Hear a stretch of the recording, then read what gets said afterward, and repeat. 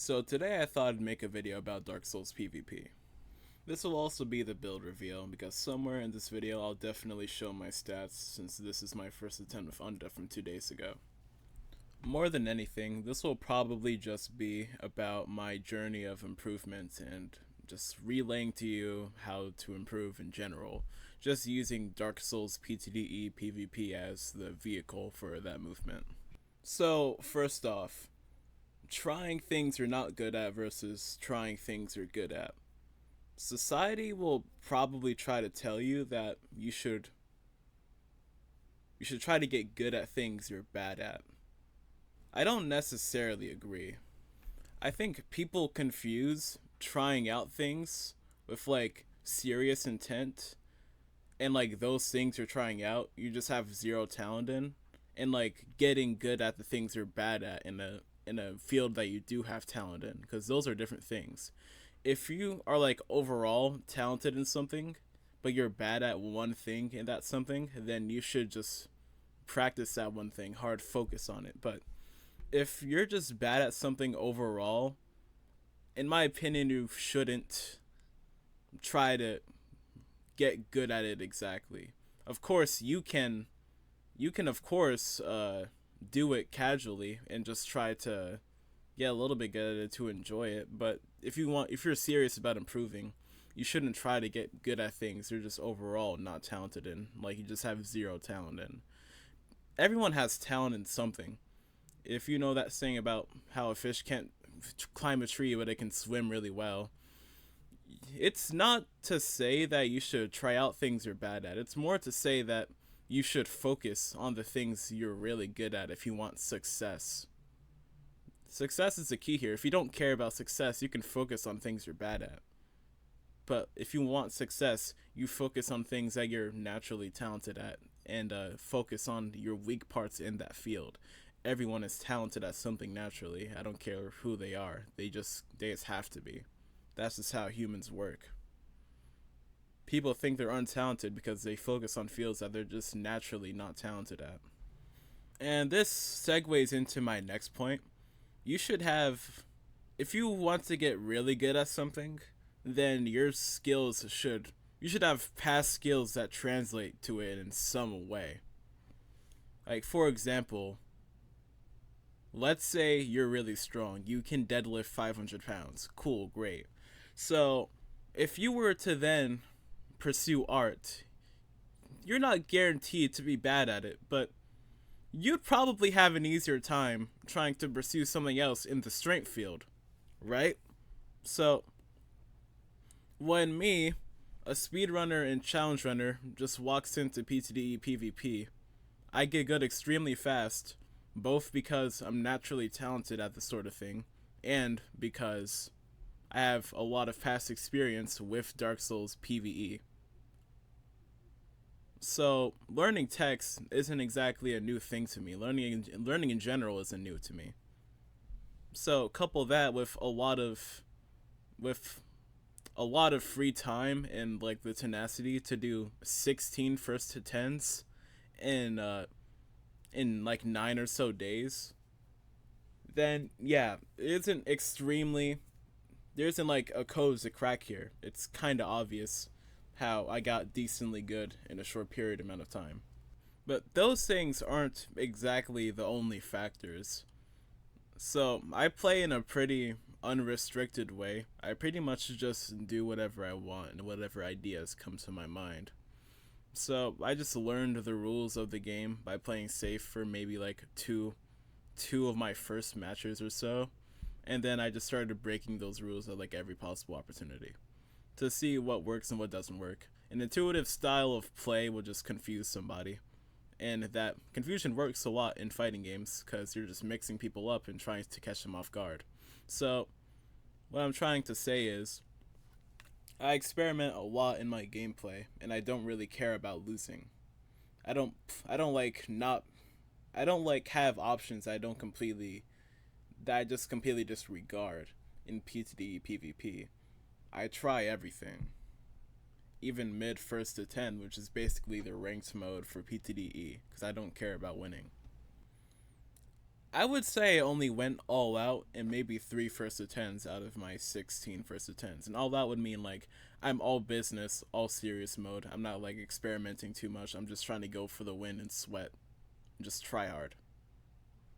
And I'd say two of them were against YT. I had two first attempts against YT. I won the first one, lost the second one. And now getting off the topic of experimenting in ranked play, I want to get into how improvement isn't just a perfect slope. It's an exponential curve, actually. So, first attempts aren't like the end all be all of skill. Because yeah, you play up to 10 wins against that guy. So, commonly you're playing 15 plus rounds against one person. But that doesn't really mean a whole lot, I'd say. Like, me beating YT the first time wouldn't necessarily mean I was better than him overall. It just meant that on that specific day, with those specific circumstances and those specific builds, I could output a higher performance, which was indeed true. And then in our next first attempt, he beat me 10-6. So, what that tells you, it doesn't necessarily mean that I got like way worse, but it could indicate like a dip in performance, cuz you don't just get better constantly. You have plateaus, and you have times where you just play worse because you're used to different things, and then something different happens and they just get fucking slapped up. That's just how it is. So it's important to like not get caught up on terms like being better or worse than somebody, cuz it ultimately really doesn't even matter all that much. If you cling on to ideas like being better or worse than people, you just create expectations for yourself, and you get desperate to uphold them, because they're identity based. Those are identity based expectations. You want to uphold your identity naturally. So avoid identity based comparisons, avoid identity based compliments, even from other people,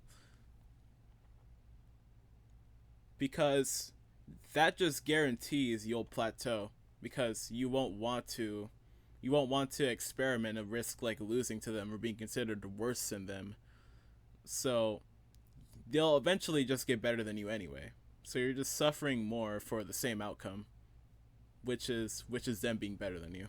That being said, you can easily acknowledge someone is better than you without just fucking exploding mentally. Your ego doesn't have to like perish for you to know that someone's better than you.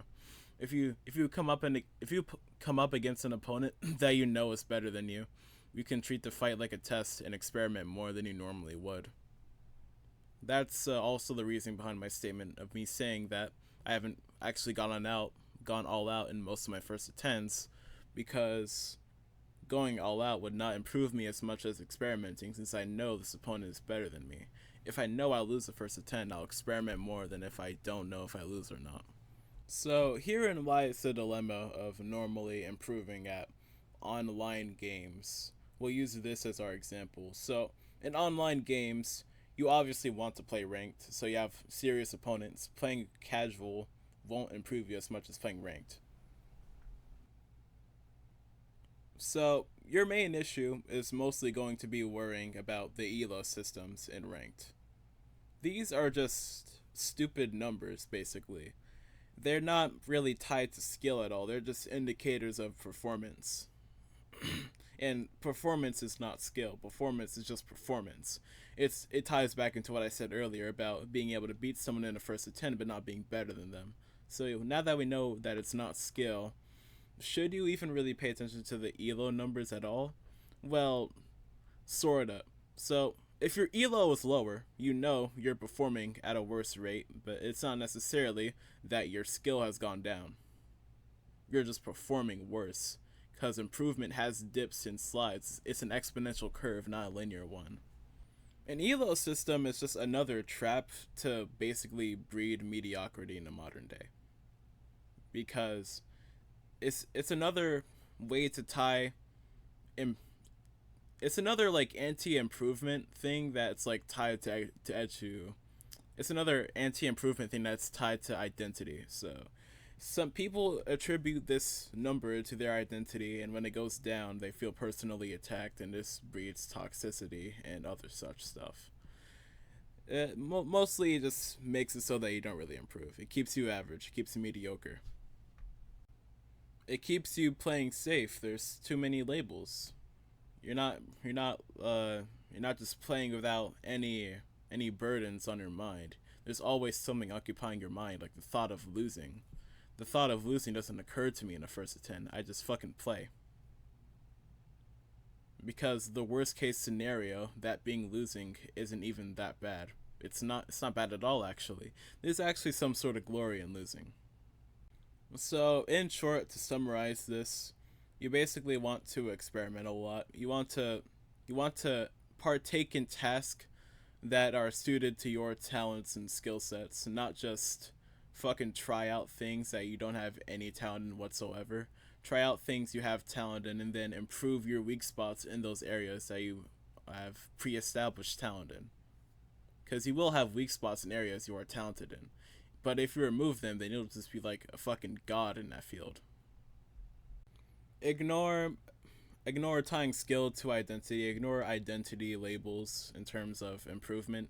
And ignore comparisons to people, even good comparisons like I'm better than this guy, because it's another way to breed mediocrity and to basically kill experimenting.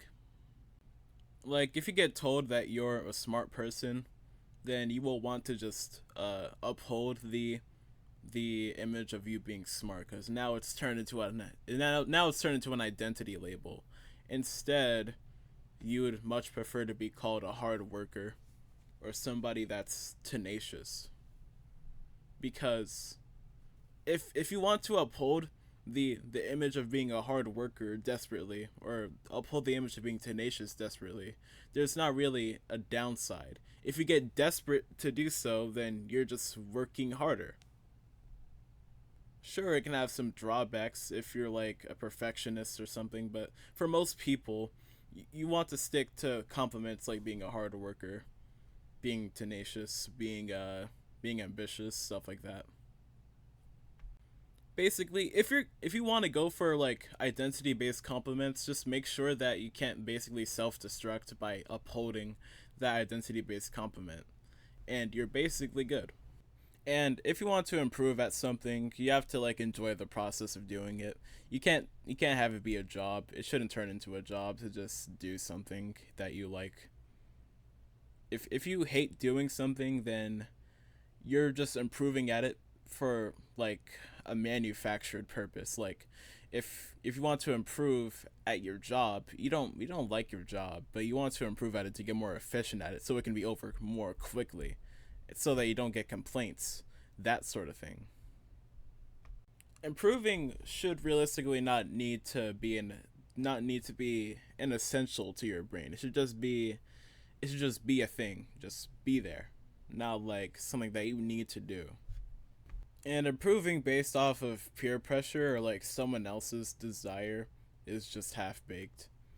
Realistically, if you want to get as good as possible at something, it needs to be like your own dream, your own drive, your own ego, I guess.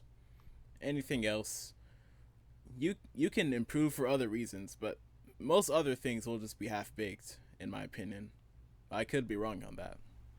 Oh, so like if you improved at something because it was like your friend's dying wish, that's a pretty strong reason. But I still think improving at something for a completely selfish reason would be more potent. Like, oh, I'll improve at this to get out of my situation. I'll improve at this to get money. I'll improve at this to XYZ. You basically just need a selfish reason, a self centered reason, if you don't like the term selfish for this. And then, yeah, you'll improve faster than basically anything else. The last thing I'll touch upon is basically stealing people's skills. So, one of my philosophies for improvement would basically be to emulate how people think and play about the thing I'm trying to improve at, and basically just copying them, emulating it. After that, you can turn it into your own skill, your own reasons, but you do want to if you're like a more individual focused person, you're a loner, you still want to basically use other people as like footstools for your own gain. And you can do this in a non-asshole way by just uplifting them at the same time. So you play tennis, you copy someone else's underhand serve because you saw that it was effective against people. So you then teach them your own skill as a trade and exchange. You're not just stealing, you're exchanging. So yeah, you are using other people for your own benefit, but you can take a kinder approach to it to save your own morals, I guess, if that's how you feel about it. Do this with your opponents too. If your opponents do something to you and it works, then you should also try it on people. This is a part of experimenting because you don't know if what your opponent did was simply overpowered or if you were just simply too underpowered to deal with it. So that's a part of what experimenting does for you. You gotta learn if what they did was just complete nonsense or if you were just playing nonsense. So yeah, whoever's successful in the field, just copy them and try to emulate their success. Like, you can even, let's say you play sports. You know this guy who is fucking crazy. He's specced out physically. Ask him for his routine. Ask him what he does every day. What does he wake up and do? If a guy is a pro athlete, he's probably not waking up and just checking his phone immediately. He's probably thinking about his dream, frame one, upon waking up. And then he's going to brush his teeth, shower immediately maybe. Or maybe it's a night shower, who knows. But you get what I'm saying. The moment that guy wakes up, he's just contributing to whatever his goal is, his dream. If you truly care about something, then every moment you basically then from the moment you wake up, you will be contributing to your dream. Now, obviously, for Dark Souls PvP, I'm not quite as serious about that as for like my real goals, but this video is also meant to like help you achieve like your real goals as well, not just side goals. You can apply this to side goals and real goals, but obviously your real goals take more priority than like getting good at a video game, for example. And I think that's about it, to be honest. So, see ya.